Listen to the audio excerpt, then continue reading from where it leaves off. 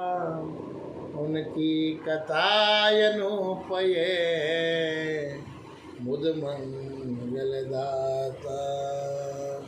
बोलिए हरिवंश पुराण की जय, बोलिए विष्णु भगवान की जय।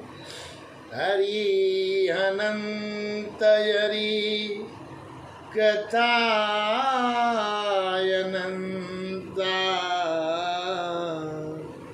10वां अध्याय विष्णु पर्व से जीवन निर्वंता। हरिवंश पुराण कथा विष्णु पर्व 10वां अध्याय वर्षा ऋतु का वर्णन। वेशभाई जी कहते हैं, जन्मजय वृंदावन में बहुत पहुंचकर वसुदेव जी के वे दोनों पुत्र जो बहुत ही सुंदर थे, बछड़ों के झुंडों को चराते हुए वहाँ सब और विचरने लगे और वृंदावन में रहकर ग्वाल बालों के साथ कीड़ा और यमुना स्नान करते हुए उन दोनों भाइयों का ग्रीष्मासुपूर्वक बीत गया। तदंतर मन की कामना को दीप्त करने वाली वर्षा ऋतु आ पहुंची और मेघों को भारी घटा गिर आई थी और वर्षा करने लगे। उन मेघों के मध्य भाग में इंद्रधनुष से अंकित दिखाई देते थे। मेघों की आड़ में छिपे हुए सूर्य का दर्शन नहीं हो पाता था। घास इतनी बढ़ गई कि धरती भी अदृश्य हो गई। नूतन जलराशि को खींच लाने वाली मेघ रूपी वायु ने भूतल को झाड़ बुआर और धोकर साफ कर दिया। उस समय भूमि ऐसी दिखाई देती थी कि मानो उसकी युवावस्था आ गई है। इंद्र गोप नामक कीट नूतन वर्षा के जल से भीग रहे और वन प्राप्त के दावानल होर घूम नष्ट हो गए।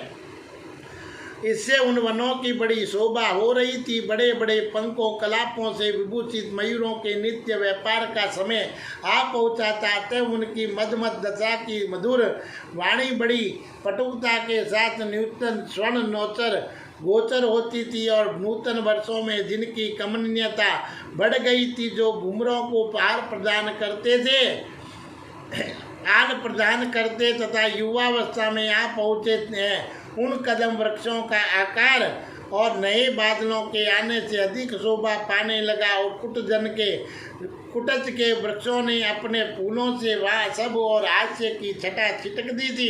कदमों ने उन वन में सुगंध भी भर दी और बादलों ने गर्मी मिटा दी और जल की धारों ने वसुधा को पूर्णता तृप्त कर दिया। और जो सूर्य की किरणों से संतप्त तथा दावानल से दग्ध हो गए थे, वे पर्वत मेघों के बरसाए हुए जल से अभिषिक्त हो पुनः सांस सी लेने लगे थे और उठी हुई प्रचंड वायु पताका के समान फहरा रही थी।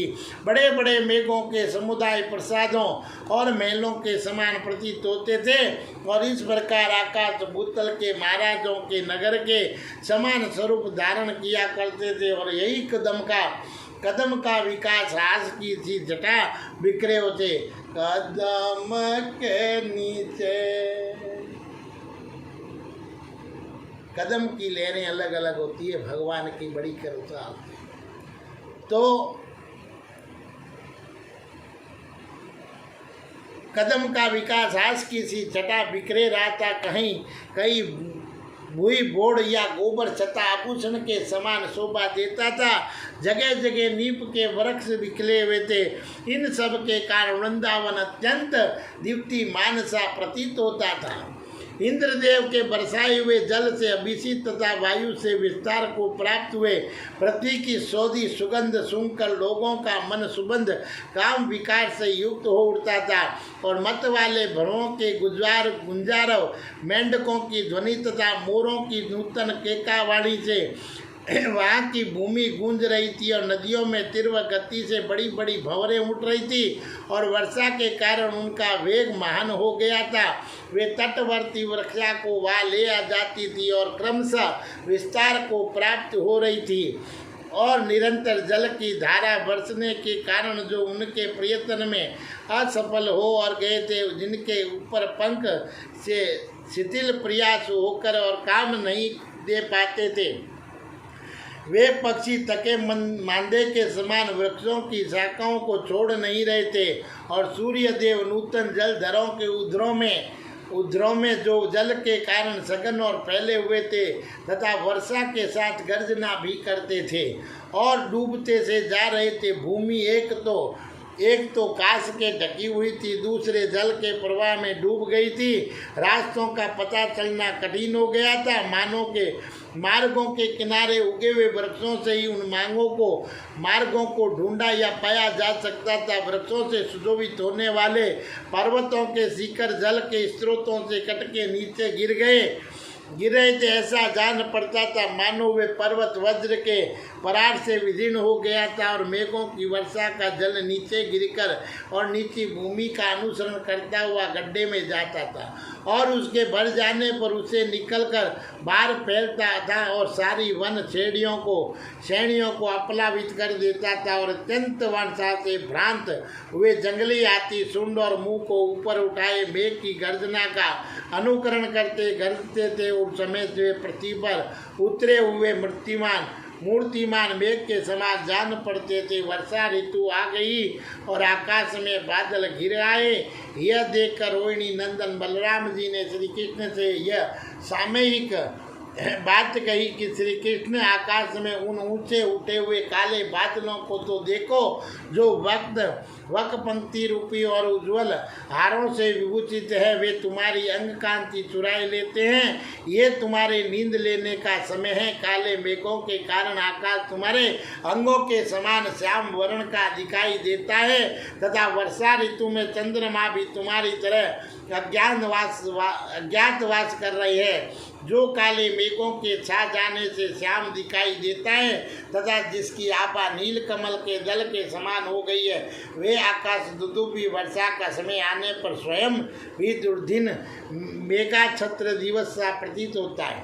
श्री कृष्ण देखो जल से भरकर और परस्पर गूंथे हुए इस काले बादलों में और गौओं की बुद्धि करने वाले घोरधन पर्वत कैसा रमणीय प्रतीत होता है।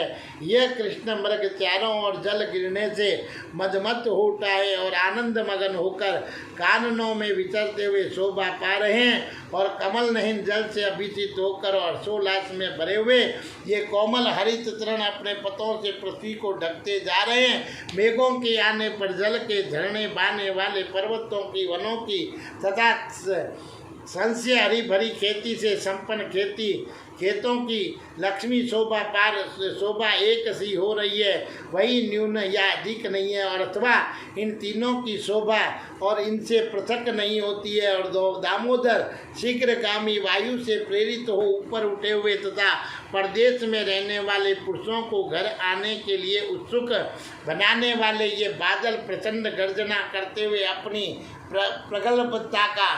प्रगल्भता पर परिचय देते हैं और त्रिविक्रम धारण करने वाले हरे वाण और प्रत्यंता से रहित तिरंगे इंद्रधनुष से तुम्हारे मध्यम पद अंतरिक्ष का श्रृंगार सा किया गया है।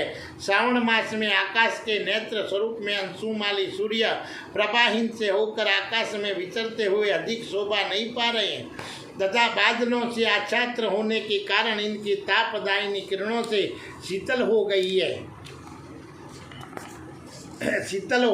आकाश में फैलकर समुद्र के जल प्रवाह से प्रतीत होने वाले इन बादलों ने अविचित्र रूप से जल की धाराएं गिराकर आकाश और पृथ्वी को मानो सदा के लिए एक दूसरे के साथ जोड़ दिया है। पृथ्वी पर अत्यंत वर्षा होने के कारण नीप अर्जुन और कदम्बों की गंध से वासित हुए कोलाहल युक्त वायु कामियों का कामोदीपन करती हुई बह रही है। बड़े जोर से वर्षा आरंभ हो गई है और बड़े बड़े मेघ बरसने लगे नीचे को झुक आए हैं और जिनसे ये आकाश अथा अनंत महासागर से संयुक्त सा प्रतीत होता है। जल की धारों का निर्मल नाराज और विद्युद्रूपी कवच तथा इंद्र धनुष रूपी आयुध का धारण किए हुए ये आकाश युद्ध के लिए सुशोभित हुआ सा जान पड़ता है। सुमुख श्री कृष्ण पर्वतों के शिखर तथा वनों और वहाँ के वृक्षों की शिखाएं घने बादलों से आच्छादित होकर कैसी शोभा पा रही है और अपनी झुंडों से जल छोड़ने वाले गज समूहों की भांति इन काले घने बादलों में आच्छादित हुआ आकाश रंग स्वरूप में समुद्र के समान हो गया। समुद्र के हिलोरे लेने से उत्पन्न हो चंचल घासों को कपित करती हुई और जल बिंदुओं को सहित और उद्दाम गति से चलने वाली शीतल एवं कर्कश वायु बह रही है, जिनमें चंद्रमा भी सोए हुए के समान अदृश्य हो गए। बादलों ने पानी बरसाना आरंभ कर दिया और आकाश के सूर्य भी डूब चुके हैं और ऐसी बरसाती रुतों में दसों दिशाओं का कुछ पता नहीं चलता है। सब और वायु से मेघों द्वारा उपलाक्षित आकाश चेतन सा प्रतीत होता है। किसानों को न दिया गया पता दिन का पता न रात का। श्री कृष्ण देखो घाम रूपी दोष से रहित और मेघों के बरसाए हुए जल से विभूषित हुआ वृंदावन चैत्ररथ वन के समान शोभा पा रहा है। इस प्रकार श्री कृष्ण के बड़े भ्राता बाबली श्रीमान बलराम वर्षा काल के गुणों का वर्णन करते हुए उनके साथ व्रज में चले गए और एक दूसरे के साथ खेलते और घूमते हुए दोनों भाई कृष्ण और संकृष्ण उस समय के भाई बंधुओं के साथ उस विशाल वन में विचरण करते थे। बोलिए वृंदावन बिहारी लाल की।